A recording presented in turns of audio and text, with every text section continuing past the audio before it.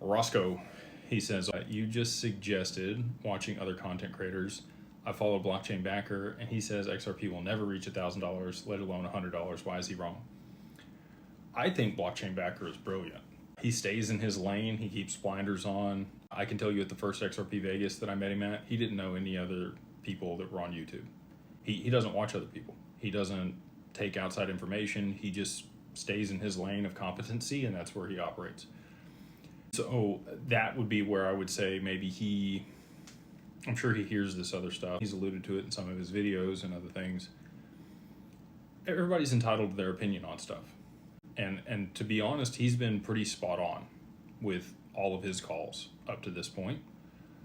Now, previous performance doesn't predict future performance. We talk about that in all the financial products that we talk about.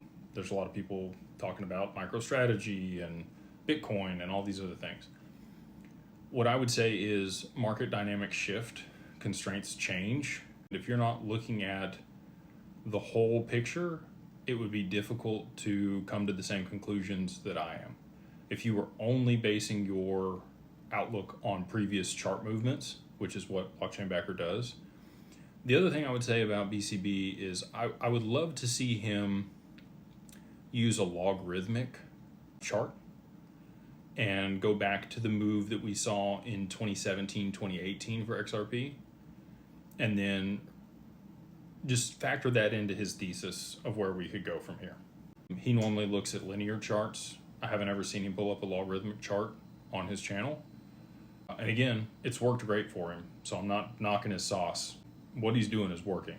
So I would just say that there are constraints outside of his control that may adjust market infrastructure and movement that he may not be factoring into his thesis. And I do think a lot of people, if we did see a move up to $10 to $13, would probably sell their XRP. I know he would. He would take 65% off the table. Again, nothing wrong with that. But he does say he always leaves a moon bag because he's like, I've missed moves before. And he'll tell you that on his channel. He's like, look, I've learned to not take all of it off the table because there's situations in the past where I thought it was the top and it kept going. So I think he's probably going to be in that camp on this go too.